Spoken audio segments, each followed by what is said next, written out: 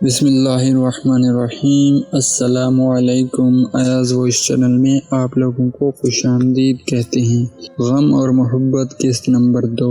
وہ جیسے ہی اپنے آفس کے 10-11 منزلہ بلڈنگ میں داخل ہوا تو سارا سٹاف ایک دم متوجہ ہوا تھا۔ وہ سب جو باتیں کر رہے تھے ایک دم الرٹ ہوئے تھے، کیونکہ اپنے باس کے غصے سے وہ سب اچھی طرح واقف تھے۔ سمیر، اس نے اپنے مینیجر کو مخاطب کیا تھا، یس سر، کل جو میٹنگ فائنل کی تھی اس کی فائل مجھے ابھی لا کر دو، تحکم بھرے انداز میں کہا گیا۔ Okay sir. سمیر سر ہلا کر فائل لینے بڑھ گیا۔ ایک نظر پورے سٹاف پر ڈال کر وہ اپنے آفس کی طرف بڑھ گیا۔ سر میں آئی کم ان؟ سمیر دروازے پر دستک دیتے ہوئے بولا۔ یس سر، یہ رہی وہ فائل اور اس پروجیکٹ کے ڈاکیومنٹس یہاں رکھ دو۔ اس نے آنکھوں سے ٹیبل کی طرف اشارہ کیا۔ میں نے تمہیں عالم شاہ کے متعلق کچھ ہدایات دی تھیں۔ یس سر، میں نے جس آدمی کو اس پر نظر رکھنے کا کہا تھا، اس نے بتایا کہ کل اس کے فارم ہاؤس پر کچھ لڑکیوں کو لایا گیا تھا اور ان کے ساتھ زیاد۔ بس، اس کی آواز قدر اونچی تھی اور اس سے پہلے سمیر کچھ اور بولتا، اس نے ہاتھ اٹھا کر اسے مزید بولنے سے باز رکھا اور کھڑا ہو کر اپنے غصے پر قابو پانے کی کوشش کرنے لگا۔ سمیر نے فوراً اپنی چلتی زبان کو بریک لگائے تھے اور اب وہ اپنے باس کو دیکھ رہا تھا۔ ہیزل رنگ آنکھیں اور اس وقت لال انگارے ہو رہی تھیں اور سرخ و سفید چہرہ بھی شدت ضبط سے لال ہو رہا تھا اور کن پٹی کی رگیں واضح دیکھ رہی تھیں۔ مٹھیاں بے حد سختی سے بند کی ہوئی تھیں، جیسے عالم شاہ اس کے مقابل کھڑا ہو اور وہ اسے مارنے سے خود کو باز رکھ رہا ہو۔ سمیر نے بے ساختہ تھوک نکلا تھا، کیونکہ وہ اس کا غصہ دیکھ چکا تھا۔ سر، میں جاؤں؟ سمیر کے لہجے میں ہکلاہٹ واضح تھی۔ ابنوش نے ایک گہری سانس ہوا کے سپرد کی۔ قدر توقف کے بعد وہ بولا، آواز دھیمی تھی مگر لہجہ کچا چبانے والا تھا۔ ابھی اور اسی وقت ان لڑکیوں کو صحیح سلامت ان کے گھر میں پہنچاؤ، اور عالم شاہ کو اگر آئندہ ایسا کچھ کرنے کی کوشش کرے تو وہ کامیاب نہ ہو پائے۔ Did you get it Sameer? Yes sir, اب تم جا سکتے ہو۔ اور سمیر تو جیسے اسی موقع کی تلاش میں تھا۔ فوراً سے پہلے وہ اس کے آفس سے باہر نکلا تھا اور ایک گہرا سانس لیا تھا، گویا آکسیجن کی کمی ہو گئی ہو، اور سر جھٹکتا آگے بڑھ گیا۔ اس نے اپنی ہیوی بائک ایک بڑے محل نما گھر کے پورچ میں کھڑی کی تھی۔ الوینا بچے، کہاں چلی گئی تھی آپ؟ جب وہ اندر داخل ہوئی تو ایک ادھیڑ عمر عورت اس کی طرف بڑھی تھی۔ 50 سے 55 سالہ عمر کی وہ خاتون بے حد پرکشش تھیں۔ سر پر سلیقے سے کی گئی سفید چادر وہ اور زیادہ باوقار لگ رہی تھی۔ بی بی جان پلیز، میں بچی تو نہیں ہوں نا؟ اس کے انداز میں خفگی تھی۔ بھائی، میرے لیے تو بچی ہی ہو نا، اور یہ کیا تم ہر وقت مردوں والے لباس پہنتی ہو؟ 1000 بار سمجھایا ہے پر نہیں، کسی کی بات ماننی ہی نہیں ہے۔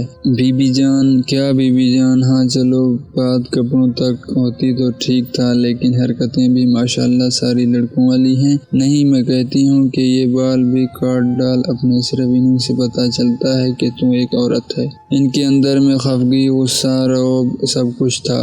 بی بی جان، کیا آپ پھر سے شروع ہو گئیں؟ پلیز، مجھ سے یہ لڑکیوں والے الٹے کام نہیں ہوتے۔ اب اس میں میرا قصور تو نہیں نہ کہ میں غلطی سے لڑکی بن گئی؟ ہائے شرم کر، کچھ لڑکی کیا اول فول بول رہی ہے، غلطی سے لڑکی بن گئی؟ توبہ توبہ، یہ آج کل کی نسل کو نہ جانے کیا ہوتا جا رہا ہے۔ ایک دیپ اسے جڑ کر وہ اسے تصف سے دیکھتے ہوئے بولی تھی۔ اچھا نا، اب آپ کھانا تو کھلا دیں، ان کے گلے میں باہیں ڈالتی ہوئی اس نے کہا، اور اس کے بعد اس انداز پر وہ اپنی ساری خفگی بھول گئی تھی۔ جاؤ فریش ہو کر آؤ، میں کھانا لگاتی ہوں۔ اوکے، میں ابھی آئی، وہ کہتی ہوئی سیڑھیوں کی جانب بڑھ گئی تھی۔ بی بی جان الوینا کی نانی تھیں اور اس کی ماں کے انتقال کے بعد انہوں نے ہی اسے سنبھالا تھا۔ اس کے والد تیمور احمد بہت اچھے انسان تھے اور بے حد محنتی تھے۔ انہوں نے ایک چھوٹے سے بزنس سے سٹارٹ لیا تھا جو کہ اب انٹرنیشنل لیول تک پہنچ چکا تھا۔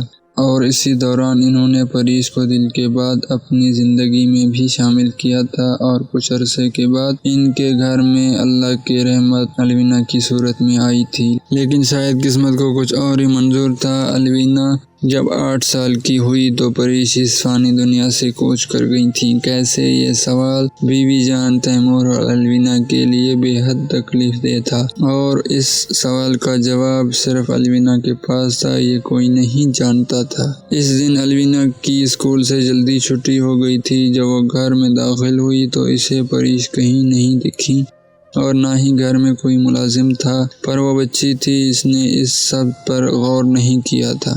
جب وہ انہیں ڈھونڈتی ہوئی ان کے کمرے کے باہر پہنچی تو دروازہ ہلکا سا کھلا تھا، اور ادھ کھلے دروازے سے جو منظر اس نے دیکھا تھا، اسے بس یہی سمجھ آئی تھی کہ یہ ایک بے حد برا کام ہے، اور اس منظر نے اسے آگے بڑھنے سے روک دیا تھا۔ پریز کے سامنے ایک بے حس آدمی کھڑا تھا، اور پریز کا دوپٹہ اس کے ہاتھ میں تھا، اور وہ اس کی طرف بڑھ رہا تھا۔ پریز اس کے پیروں میں گری، اس سے رحم کی اور اپنی عزت کی بھیک مانگ رہی تھی، مگر اس کے سر پر تو شیطان سوار تھا، اور اپنی ہوس پوری کرنے کے بعد وہ چہرے پہ شیطانی مسکراہٹ سجائے اسے دیکھ رہا تھا، جو جیتے جی مر چکی تھی۔ پھر وہ پریز کی طرف جھکتا ہوا بولا تھا، تو نے مجھے ٹھکرایا تھا نا، آج تجھے تیرا شوہر ٹھکرائے گا، اور تیری بہن جانتی ہے اسے کس نے مروایا تھا؟ میں نے۔ وہ اس دن ہاسپٹل سے صحیح سلامت بچ جاتی اگر میں اس کو زہر نہ دیتا، اور اب تو مرے گی۔ اس آدمی نے ایک فلک شگاف قہقہہ لگایا تھا اور پریز کے پیٹ میں گولی ماری تھی، اور پریز کے ایک فلک شگاف چیخ سے در و دیوار ہل گئے تھے، اور وہ ہنستا ہوا پہلے کمرے سے اور پھر اس کے محل نما گھر سے باہر نکل گیا، اور اپنی دھن میں سے یہ دھیان بھی نہ رہا کہ ایک ننھا وجود اس سب کا گواہ ہے۔ ماں الوینا روتے ہوئے کمرے میں داخل ہوئی تھی۔ آئی لو الوینا، پریز کے منہ سے الفاظ ٹوٹ ٹوٹ کر نکل رہے تھے۔ ماں وہ بھاگتی ہوئی پریز کی طرف بڑھی تھی۔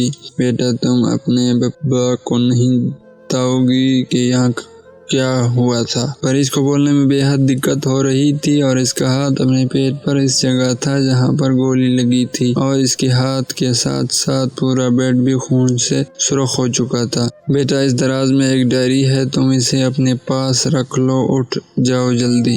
جی ماں۔ وہ اپنی ماں کی کوئی بات نہیں ٹالتی تھی، فوراً اٹھی تھی جیسے وہ اپنی ماں کی بات مانے گی اور اس کی ماں ٹھیک ہو جائے گی۔ وہ دراز سے ڈائری نکال لائی تھی۔ بیٹا، یہ تم جب بڑی ہو جاؤ گی تو پڑھنا اور کسی کو نہیں دینا۔ مجھے معاف کر دو، اور پاپا سے کہنا کہ میں ان سے اور آپ سے بے حد محبت کرتی ہوں۔